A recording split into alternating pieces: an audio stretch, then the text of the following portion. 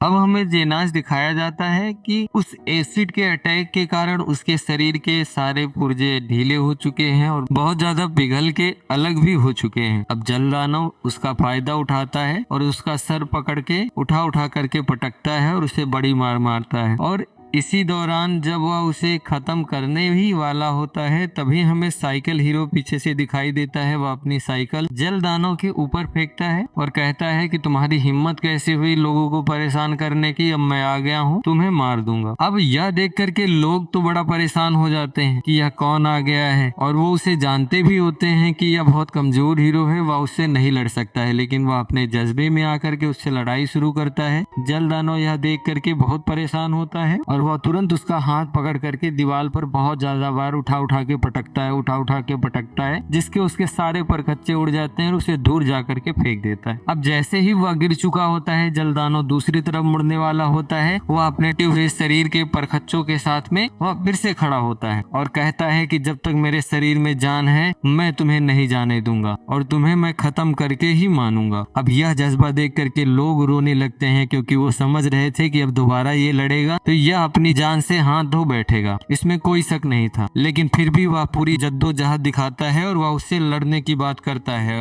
और वह उसे मारने के लिए आगे बढ़ता है। यह देखकर जल दानव बहुत ही ज्यादा इरिटेट हो जाता है और वह उसे एक पंच जोर से मारता है। लेकिन हमें अगले ही पल दिखाया जाता है कि वहाँ सैतम्मा आ चुका है और वह उसे बचा करके दूर लेकर के चला जाता है। अब लोगों के बीच में बड़ी गहमा गहमी हो गई कि अब ये कौन आ गया नया हीरो। अब कोई जानता ही नहीं था सैतम्मा को, इसलिए थोड़ा सा लोग परेशान थे कि ये क्या कर सकता है। तभी सैतम्मा जेनास को देखता है और उसका हाल चाल पूछता है। उसका बहुत हालत खराब था, जिससे सैतम्मा को थोड़ा गुस्सा भी आता है और वह कहता है कि मैं इसको अभी तुरंत निपटा करके फिर चलते हैं, दोनों डिनर उनर करेंगे, ऐसा कहता है। और जल दानव भी उधर सुन रहा होता है तो वह बताता है कि मैं ये हूँ वो हूँ, इधर उधर की बकताई कर रहा होता है। तभी सैतम्मा उससे कहता है कि थोड़ा धीरे बोलो बाबू, मुझे भी सुनाई दे रहा है, तुम्हें क्या लग रहा है कि मुझे नहीं सुनाई दे रहा है। उन दोनों के बीच में थोड़ी सी बहस होती है। बहस होने के बाद में अब जल दानव और सैतम्मा के बीच में लड़ाई शुरू हो जाती है। वो आपस में लड़ाई करना शुरू कर देते हैं। वो बहुत पंच मारने की कोशिश करता है, लेकिन सैतम्मा हर पंच को डॉज करते हुए आराम से एकदम फिटाफिट अवस्था में वहां बैठा हुआ था, मतलब उनसे लड़ रहा था। और तभी वह जल दानव को बाहर लेकर के आता है, खुले में लेकर के आता है और जैसे ही खुले में आता है तुरंत एक पंच लगाता है, जिससे जल दानव की मृत्यु हो जाती है। अब जैसे ही जल दानव मर जाता है तो लोगों के बीच में कुछ ऐसे भी लोग थे